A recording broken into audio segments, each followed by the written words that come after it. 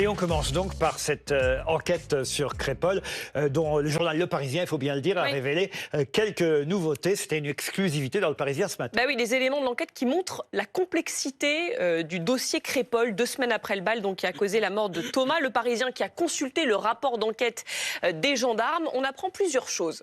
Premier point, Guillaume, on apprend que le tueur de Thomas n'est toujours pas identifié et qu'il y a 2 suspects. Oui, effectivement.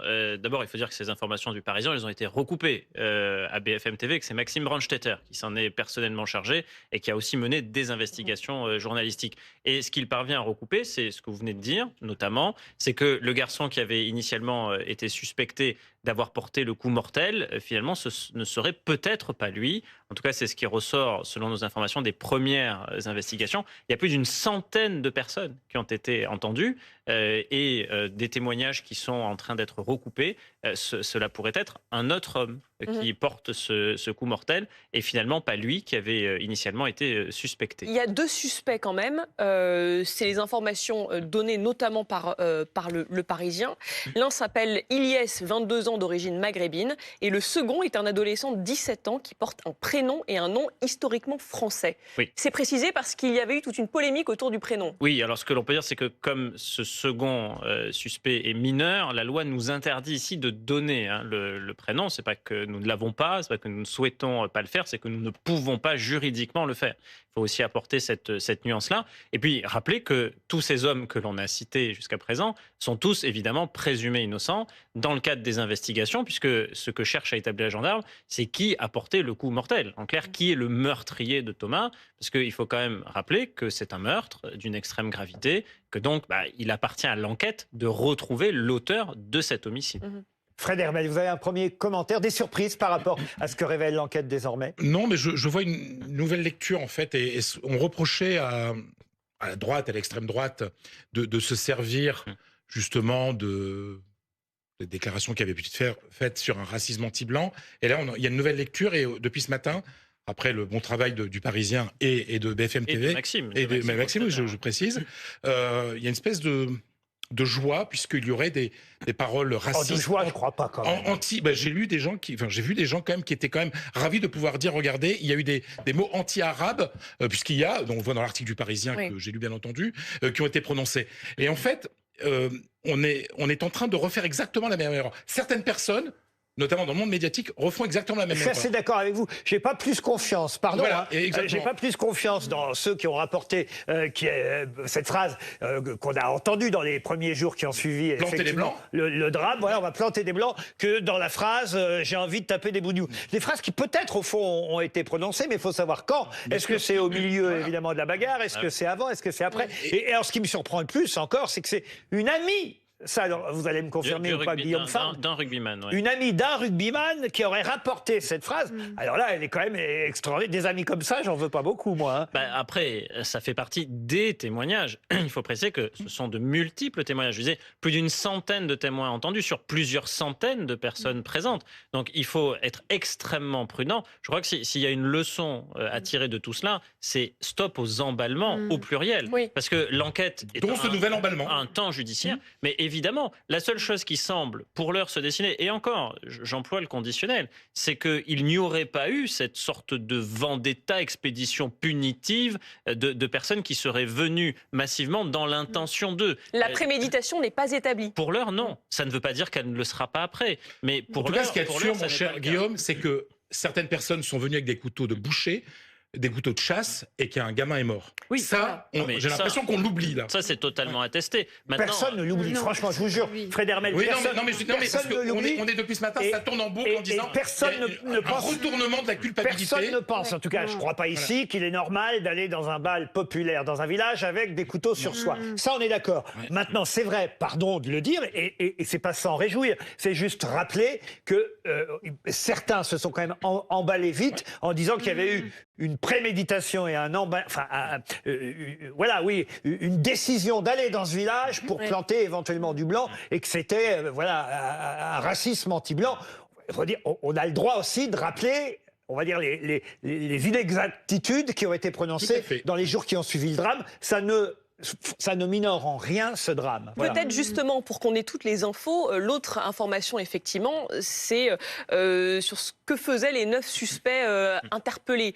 On apprend qu'en fait, ils seraient arrivés au bal entre 23h et 1h du matin, à bord de 5 voitures et par petits groupes. 4 d'entre eux auraient participé à la soirée sans que leur entrée ne leur soit refusée. Il se serait rien passé donc pendant 2 heures. Pendant 2 heures, pendant la soirée, il n'y a pas de bagarre. Et parmi eux, Shahid, qui était désigné au départ comme l'auteur présumé du coup de couteau mortel, il a remis son couteau de chasse à l'un des 4 vigiles qu'il a fouillé et autorisé à entrer dans la salle. Oui, Voilà ce qu'on mais là encore, il y a des informations assez contradictoires sur le fait qu'il aurait pu avoir 2 couteaux, qu'il en aurait remis un, gardé un autre. Donc là pareil, je serais extrêmement mesuré sur ce point aussi, parce qu'il appartient aux enquêteurs de continuer les investigations au pluriel pour faire la lumière sur tous ces faits. Parce que c'est très facile après de dire c'est une razzia, c'est un pogrom anti-blanc comme on a pu l'entendre dans la bouche de certaines personnes, ce qui semble quand même assez éloigné de ce qui est en train d'être remonté, et inversement de dire qu'il y aurait eu pour fait générateur ce tirage de cheveux et que tout cela serait parti comme ça. Enfin, je pense qu'il faut être extrêmement prudent en la matière, et beaucoup ont manqué de prudence dans le débat public. Thibaut de Montbrial, qu'est-ce que vous pensez de tout ça? Ça ne change rien finalement au résultat dramatique à mort à l'issue de ce bal. J'observe depuis quelques jours avec, je peux pas dire avec amusement parce que tout ça est dramatique, le relativisme habituel reprendre ses marques. C'est-à-dire que le débat public qui avait permis sur les déclarations des gens de Crépol, hein, pas sur les fantasmes des uns ou des autres, de mettre en avant pour la première fois publiquement, de façon vraiment discutée dans le débat public, la notion de violence, de gens qui viennent dans des bars, dans des fêtes de village avec des couteaux de 30 cm alors qu'ils ne sont pas du village, et qui finissent par tuer en proférant, il y a 9 témoins, même l'article du Parisien le dit, même si ça n'a pas été rappelé tout à l'heure, des propos qui sont des propos de racisme anti-blanc. Tout ça, finalement, au bout de 10 jours, on vous dit oui, mais c'est plus compliqué que ça, mais etc. Donc, il y a une enquête. Moi, je n'y ai pas accès à cette enquête. Ce à quoi j'ai accès, c'est, par exemple... Pardon non, mais je vous le dis. Pardon de vous interrompre.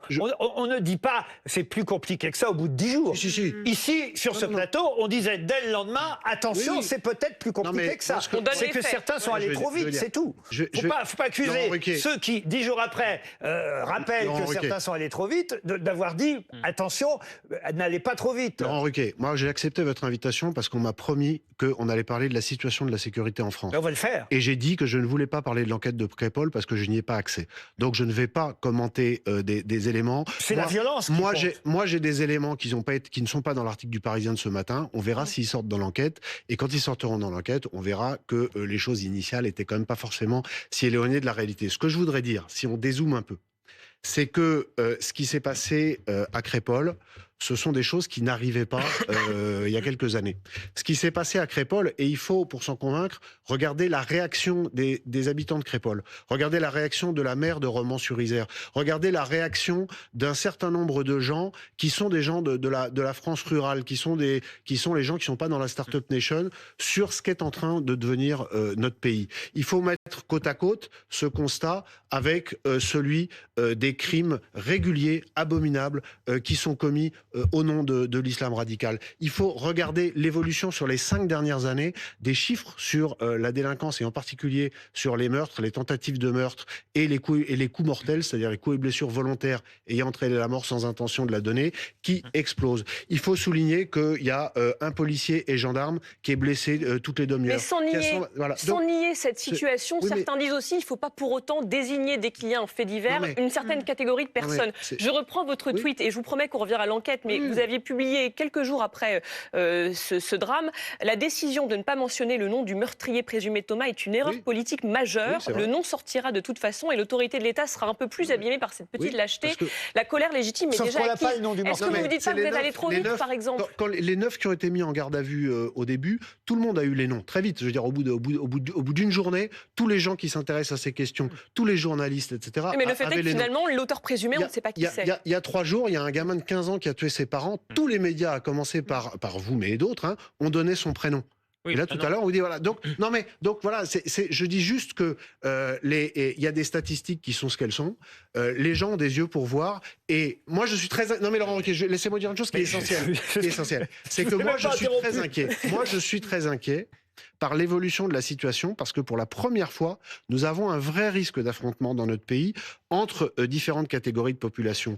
Et il faut absolument que l'État prenne la mesure de la gravité et fasse deux choses. La première, c'est qu'elle dise les choses telles qu'elles sont. Les gens sont exaspérés d'avoir l'impression qu'on les prend pour des imbéciles. Et la deuxième chose, c'est que des moyens par l'État, par le régalien, soient mis en œuvre. Moi, j'ai fait une lettre, je suis président du Centre de réflexion sur la sécurité intérieure, et j'ai fait une lettre J'ai fait une lettre ouverte au président de la République, qui tourne beaucoup dans les milieux politiques et des forces de sécurité intérieure, et je pense que si l'État, et en particulier pour protéger ceux de nos concitoyens qui sont étrangers et qui travaillent et qui n'ont rien demandé à personne, qui sont les plus défavorisés et qui sont les premières victimes de la délinquance, que si l'État ne prend pas les choses en main, alors nous risquons d'avoir notre pacte social est en grand danger. Je crois qu'on sera d'accord avec vous sur le constat de l'état de la violence et même la peur que ont certains Français, peut-être parfois à sortir, à être tard le soir dans le métro ou ailleurs, ou aller dans une fête de village désormais, on est d'accord. Mais pour autant, je pense qu'on peut aussi, et on a le droit, quand on est journaliste, de dire à certains politiques, attention, ne jetez pas non plus de l'huile sur le feu. C'est ça qu'on essaye de dire. Et il était normal, dans les 24 ou 48 heures qui ont suivi ce drame, qu'on remarque qu'effectivement, certains en profitaient aussi pour jeter de l'huile sur le feu. Je ne dis pas vous, mais ça existe tout de même, je ne veux pas le nier. Certains jetaient de l'huile sur le feu et d'autres ne faisaient absolument aucun commentaire. Puisque les premières informations désignaient une certaine catégorie de la population. Vous parlez de l'extrême gauche de la France Insoumise. Bien sûr. Oui, mais moi je pense qu'à un moment donné, il faut juste dire les choses et dire quand on est l'État qu'on va traiter. Dire les choses, c'est une chose. Dire les choses et traiter. En dire plus sans le savoir, c'est autre chose. Deux commentaires par rapport à ce que Thibault de Montbrial vient de dire. Sur l'affaire du jeune Valentin, mineur, qui est accusé d'avoir tué ses parents, dont on a parlé ce week-end. Pourquoi est-ce qu'on donne le prénom ? C'est parce que dans un premier temps, il est recherché, mais pour des raisons qui touchait à sa sécurité. On ne savait pas qu'il était possiblement l'auteur de ce double homicide et donc on voulait savoir où il était parce qu'il était recherché, possiblement menacé. C'est la raison pour laquelle on a donné, son prénom. Ensuite, sur l'affaire de Crépol, ne pas donner tous les prénoms, ça peut aussi être une mesure de protection. Quand on voit que ces prénoms circulent sur les réseaux sociaux, que certains s'en étaient emparés, notamment à Romans-sur-Isère, avec l'intention d'une expédition punitive, que parmi ces hommes, 5 ont été condamnés, dont un pour violence aggravée sur personne dépositaire d'autorité publique. C'est quand même très grave. Vous serez d'accord avec moi sur le fait que s'en prendre à des policiers et gendarmes, c'est quand même d'une particulière gravité. Donc c'est aussi pour ça qu'on n'avait pas donné ces prénoms. Et dans le débat public, on dit certains jettent de l'huile sur le feu. Mais il me semble que M. Zemmour, au micro d'Apolline de Malherbe, a dit c'est toujours les shahids qui tuent, je crois. C'est toujours les Thomas qui tombent et ce sont toujours les shahids qui tuent. Le verbatim exact. Donc si dire cela, alors que les éléments que Maxime Brandstetter est en train de sortir pour la rédaction de BFM TV, c'est que précisément ce ne serait peut-être pas cet homme prénommé Shahid qui aurait tué. C'est pas jeter de l'huile sur le feu, je ne sais pas ce que c'est. Thibault de Montbrial, après... mais pour aller dans le sens de Guillaume Fard, moi je suis favorable à ce que systématiquement, dès lors qu'il s'agit évidemment de majeurs, on donne les prénoms. Voilà. Et ça, je peux vous dire que ça fera beaucoup avancer le débat public. Rokhaya Diallo. Je ne crois pas que le fait de donner les prénoms et de tirer des conclusions génériques à partir de prénoms n'aide quoi que ce soit dans le débat public. Ce que je trouve quand même assez regrettable dans la situation, c'est qu'il y a quand même un adolescent qui est mort, qu'on a ses parents, sa famille qui ne cessent de revivre en fait la mort de leur enfant sous le prisme de politiques qui s'emparent du sujet dans le but de collecter des votes en fait de l'intérêt de la part des personnes qui potentiellement voteraient pour eux parce qu'ils dessinent un conflit entre adolescents extrêmement violent en enjeu civilisationnel. Et ça, je le trouve extrêmement dangereux et extrêmement grave. Ce qui m'interpelle le plus dans l'histoire, c'est de voir que des adolescents de 16 ans peuvent s'entretuer, que des adolescents de 16 ans ou mineurs peuvent tuer un autre adolescent, et c'est ce qui est grave.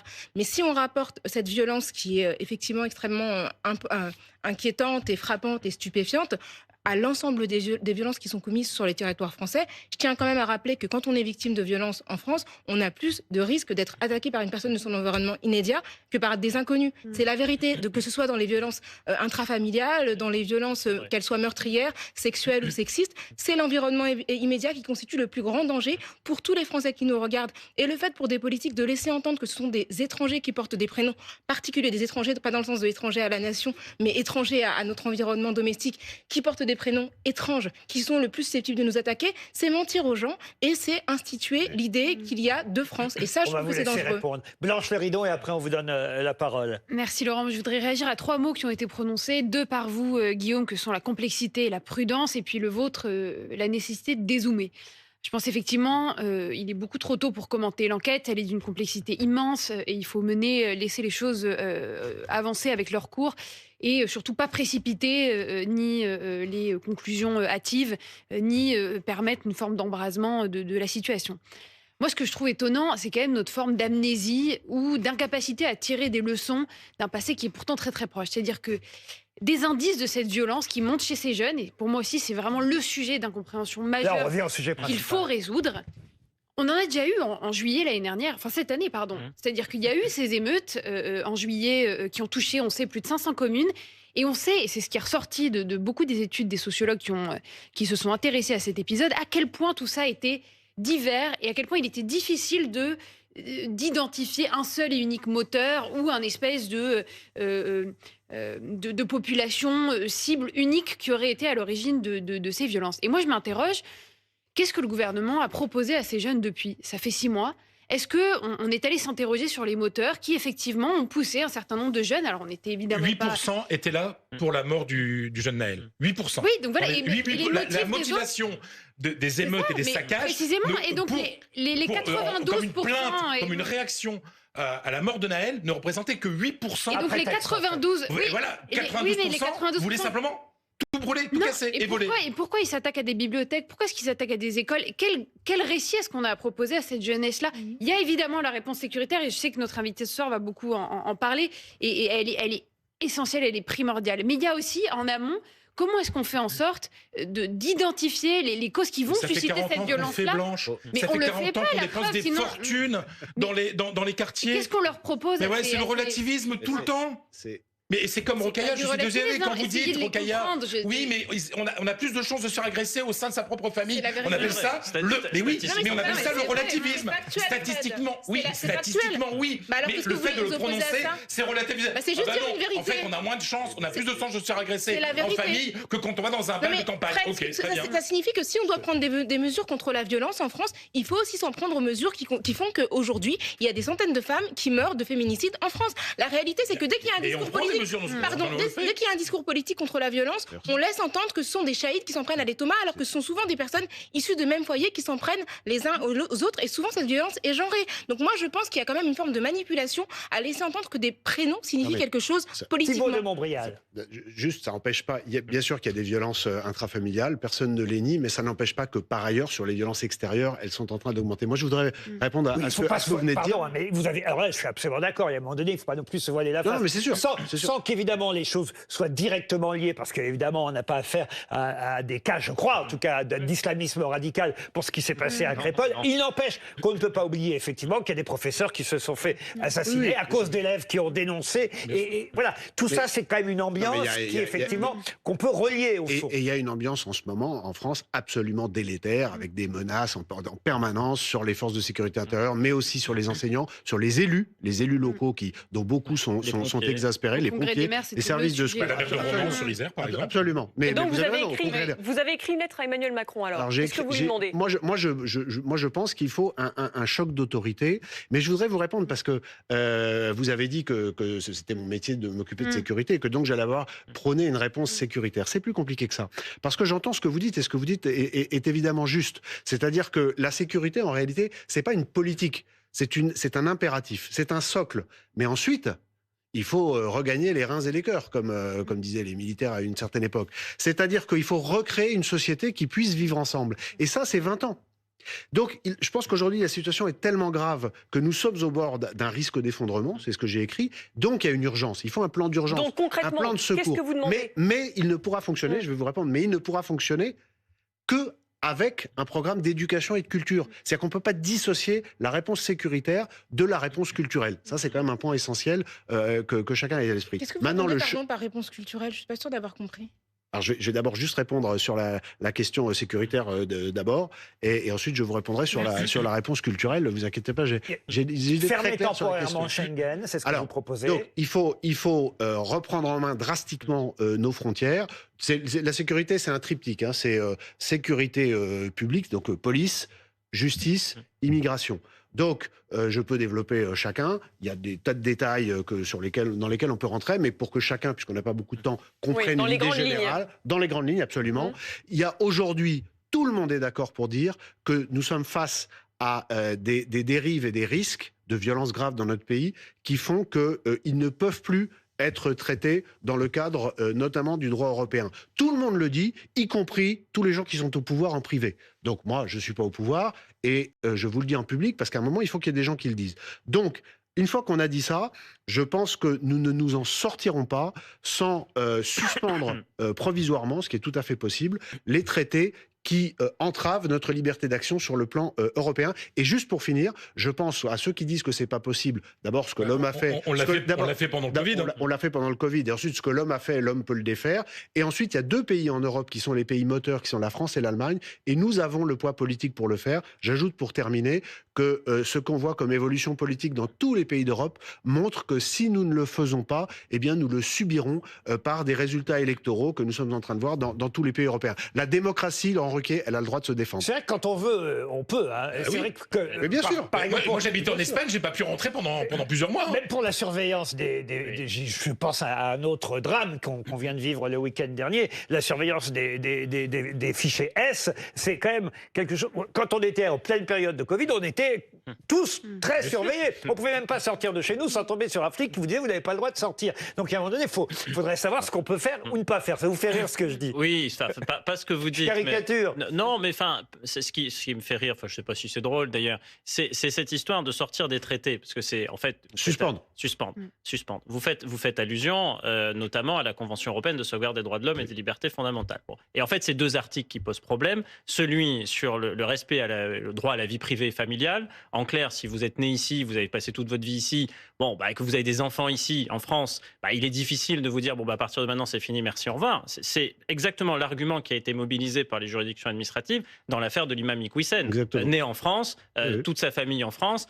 Il a fallu aller devant le Conseil d'État pour finalement parvenir à une décision d'expulsion. Ça, c'est le premier article qui pose problème. Et puis après, il y en a un second. Alors là, celui-là, comment le contourner, ça m'étonne ou ça m'interpelle davantage. C'est le fait de ne pas être exposé à la torture, à des traitements inhumains et dégradants. En clair, expulser des personnes dans des pays qui sont la Libye, l'Afghanistan, la Syrie, des États en guerre. Alors, suspendre, ça veut dire quoi? Que vous voudriez prendre des personnes qui seraient frappées d'une obligation de quitter le territoire français et ressortissant de ces pays et les renvoyer là-bas néanmoins? C'est ça que vous voulez dire? Je prends le problème autrement, Guillaume Fard.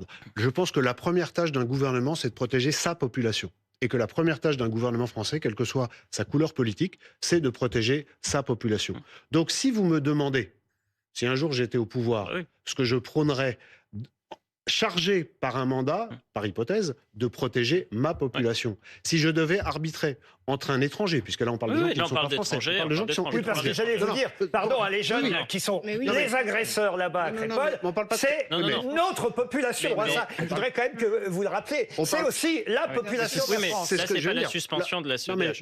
L'hypothèse intéressante que Guillaume Fard met en avant, c'est une hypothèse qui concerne, nous sommes bien d'accord, Libyen, par exemple, les gens qui sont étrangers en France et qui sont frappés d'une obligation de quitter le territoire. Je pense que lorsque cette obligation de quitter le territoire est fondée sur un risque grave à l'ordre public, ce qui n'est pas le cas de tout. Un radicalisé en situation irrégulière, figurant au FSPRT, il est libyen, vous n'avez pas de relation diplomatique avec la Libye, comment vous le ramenez? Alors, avec la Libye, il n'y a pas de relation diplomatique, mais avec la Russie, puisque c'est un cas qui se pose régulièrement avec les Tchétchènes, et Gérald Darmanin d'ailleurs l'a dit très les relations n'ont pas été officiellement interrompues avec la Russie, c'est pour ça que je prends l'exemple de la Libye. Oui, mais il y a le risque avec la Russie, il y a ce risque auquel vous faisiez allusion, de risque de traitement inhumain et dégradant. Et donc je reprends mon raisonnement.